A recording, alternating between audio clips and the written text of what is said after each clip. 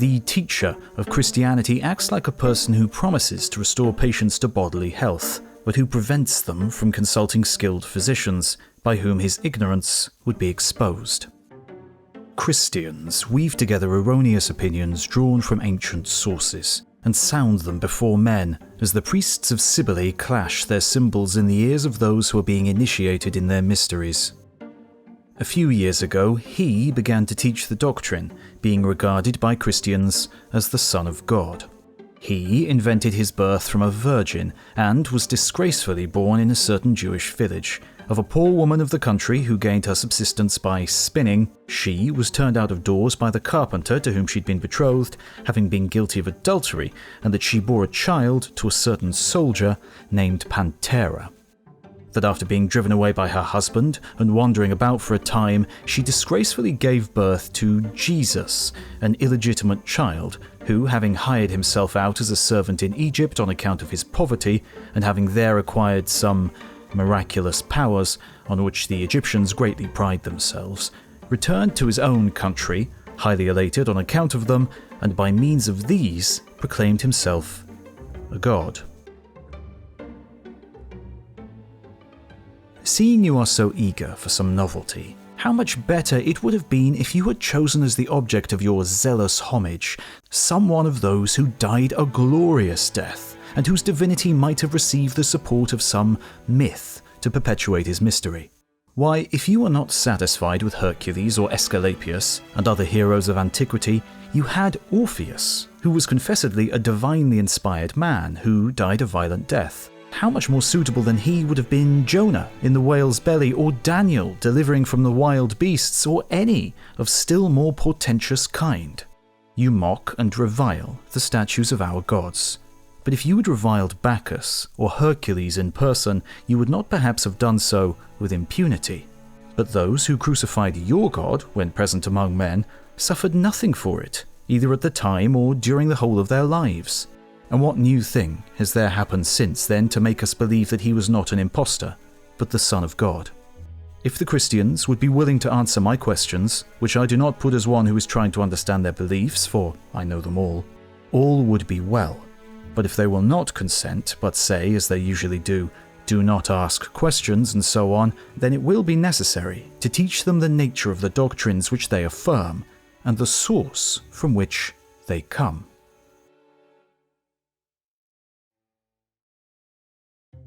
This video is sponsored by Magellan TV. Question: in today's dollars, what was the GDP per capita of the Roman Empire? A. $100, B. $1,000, or C. $10,000? That's right, it's B. Estimates vary from $600 to $1,800. Less or more than you thought? Let me know in the comments. And so, my recommendation this video is one of Magellan's new documentaries, which they add every week. One of the incredible 21-part series Ancient Warriors that covers units from across the world, Legions of Rome examines the highly disciplined soldiers of the Roman Empire, and just what made them so overwhelmingly successful in their day. And of course, Magellan have more than 3,000 other documentaries to check out too. So, click on the link in the description for an exclusive month-long free trial for Voices of the Past viewers. Thanks.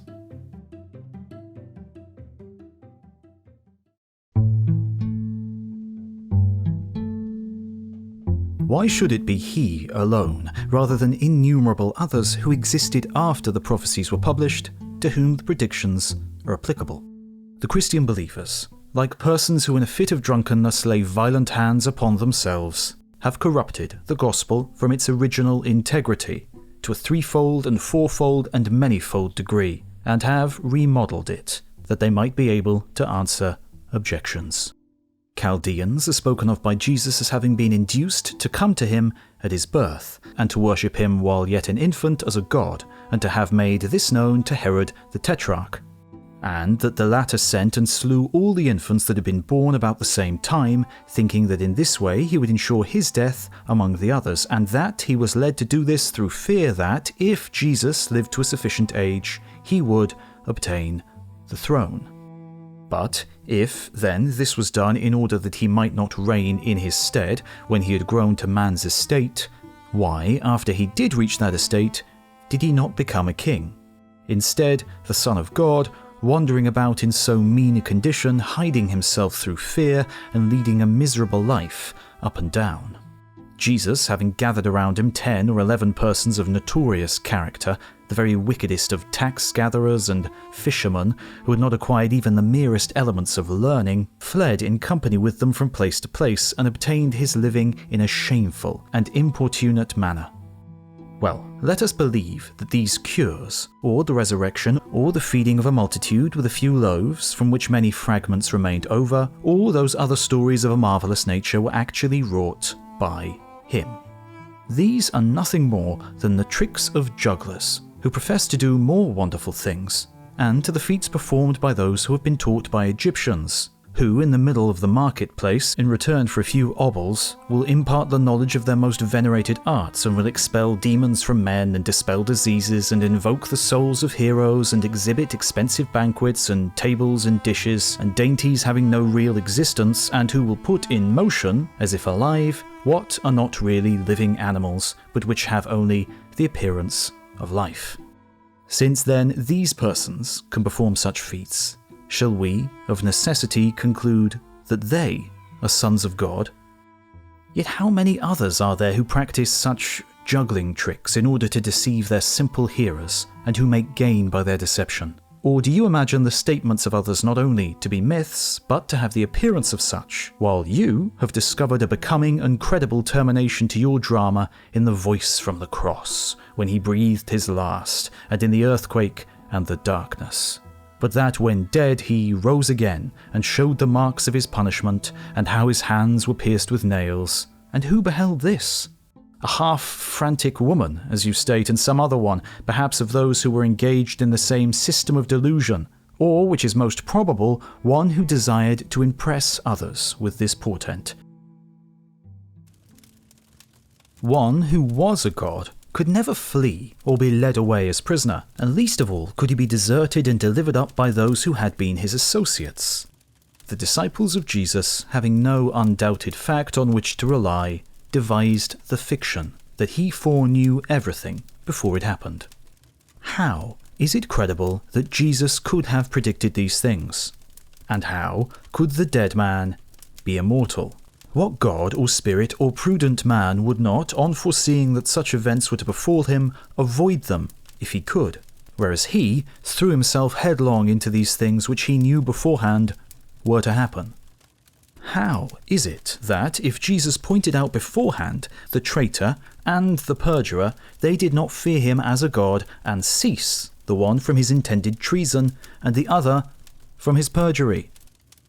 In the next place, those who were his associates while alive, and who listened to his voice and enjoyed his instructions as their teacher, on seeing him subjected to punishment and death, neither died with him, nor for him, nor even induced to regard punishment with contempt, but denied even that they were his disciples, whereas now you die along with him.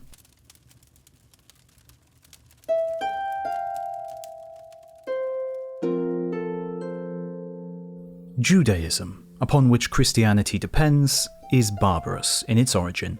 They deserve credit for their ability in discovering true doctrines, but the Greeks are more skillful than any others in judging, establishing, and reducing to practice the discoveries of barbarous nations.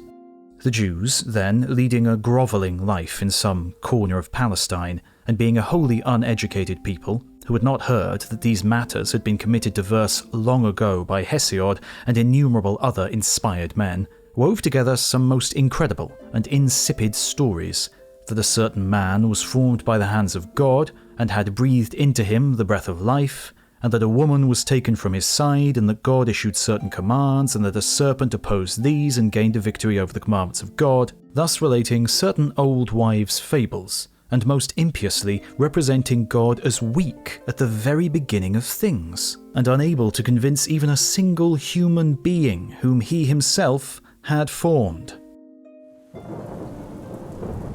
They speak in the next place of a deluge, and of a monstrous ark, having within it all things, and of a dove and crow as messengers, falsifying and recklessly altering the story of Deucalion, not expecting, I suppose, that these things would come to light. but imagining that they were inventing stories merely for young children. The more modest among the Jews and Christians endeavour somehow to give these stories an allegorical significance, although some of them do not admit of this, but on the contrary admit that they are exceedingly silly inventions. The first point relating to the Jews which is fitted to excite wonder is that they should worship the heaven and the angels that dwell therein, and yet pass by and neglect its most venerable and powerful parts, such as the sun, the moon, and the other heavenly bodies, both fixed stars and planets, as if it were possible that the whole could be God, and yet its parts not divine. And I think that it makes no difference whether you call the highest being Zeus, or Zen, or Adonai, or Sabaoth, or Amuan, like the Egyptians, or Popeus, like the Scythians. It is not probable, however, that they enjoy God's favour, or are loved by him differently from others, or that angels were sent from heaven to them alone, as if they had been allotted to some region of the blessed. Moreover, their cosmogony is extremely silly. The narrative of the creation of man is exceedingly silly. Perhaps Moses wrote these words with no serious object in view, but in the spirit of the writers of the old comedy, who have sportively related that Protus slew Bellerophon and that Pegasus came from Arcadia. Moses and the prophets, who have left to us our books, not knowing at all what the nature of the world is and of man, have woven together a web of sheer nonsense. By far the most silly thing is the distribution of the creation of the world over certain days, before days existed. For, as the heaven was not yet created, nor the foundation of the earth yet laid, nor the sun yet revolving, how could there be days? And after accomplishing so much on the first day, to do so much more again on the second and third and fourth and fifth and sixth. And after this, indeed, he is weary, like a very bad workman who stands in need of a rest to refresh himself.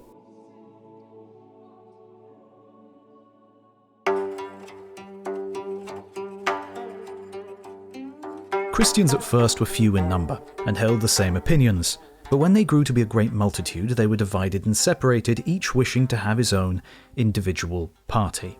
Being thus separated through their numbers, they confute one another, still having, so to speak, one name in common. These things are stated much better among the Greeks than in the Scriptures, and in a manner which is free from all exaggerations and promises on the part of God, or the Son of God.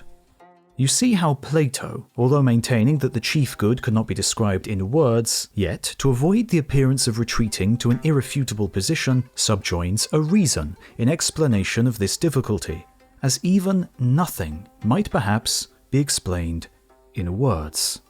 Plato is not guilty of boasting and falsehood, giving out that he has made some new discovery, or that he has come down from heaven to announce it, but acknowledges whence these statements are derived.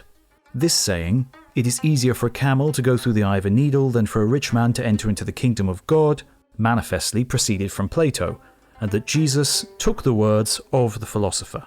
Certain Christians, having misunderstood the words of Plato, loudly boast of a super-celestial God, thus ascending beyond the heaven of the Jews.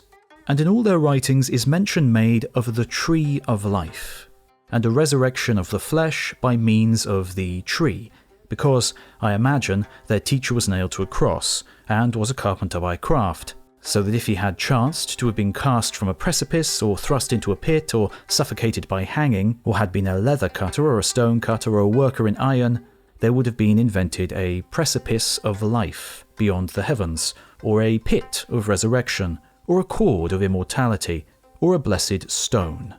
Now what old woman would not be ashamed to utter such things in a whisper, even when making stories to lull an infant to sleep? Certain most impious errors are committed by them due to their extreme ignorance, in which they have wandered away from the meaning of the divine enigmas, creating an adversary to God, the devil, and naming him in the Hebrew tongue, Satan. Now, of a truth, such statements are altogether of mortal invention, and not even proper to be repeated, that the mighty God, in his desire to confer good upon men, has yet one counterworking him, and is helpless.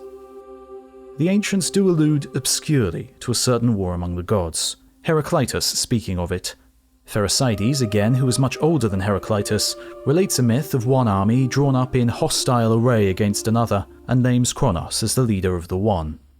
The Son of God is punished by the devil, and teaches us that we also, when punished by him, ought to endure it. Now these statements are altogether ridiculous, for it is the devil, I think, who ought rather to be punished, and those human beings who are tricked by him ought not to be threatened with chastisement. Let us pass on to another point. They cannot tolerate temples, altars, or images. In this they are like the Scythians, the nomadic tribes of Libya, the Ceres, who worship no god, and some other of the most barbarous and impious nations of the world. But they charge those with folly who do so, because, as I conjecture, they do not, like the Greeks, suppose the gods to be of the nature of men. God is the God of all alike. He is good. He stands in need of nothing, and he is without jealousy. What, then, is there to hinder those who are most devoted to his service from taking part in public feasts? If these idols are nothing, what harm will there be in taking part in the feast? On the other hand, if they are demons, it is certain that they too are God's creatures, and that we must believe in them, sacrifice to them according to the laws, and pray to them, that they may be propitious. Behold, the Christians say, I go up to a statue of Jupiter and Apollo or some other god, I revile it, I beat it, and yet it takes no vengeance on me. Do you not see, good sir, that even your own demon is not only reviled but banished from every land and sea, and you, yourself, who are, as it were, an image dedicated to him, are bound and led to punishment, and fastened to the stake, whilst your demon, or as you call him, the Son of God, takes no vengeance on this evildoer? To some the gods have appeared in visible forms. The world is full of such instances.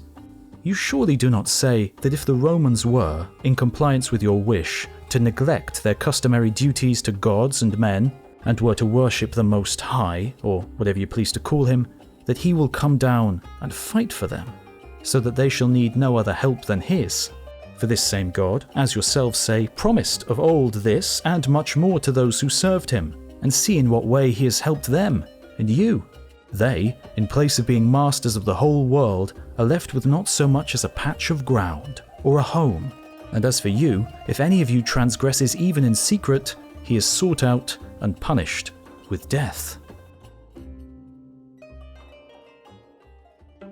Surely it is intolerable for you to say that if our present rulers, on embracing your opinions, are taken by the enemy, you will still be able to persuade those who rule after them, and after these have been taken, you will persuade their successors, and so on, until at length, when all who have yielded to your persuasion have been taken, some prudent ruler shall arise with a foresight of what is impending, and he will destroy you all utterly before he himself perishes. If only it were possible that all the inhabitants of Asia, Europe and Libya, Greeks and barbarians, all to the uttermost ends of the earth, were to come under one law. But anyone who thinks this possible knows nothing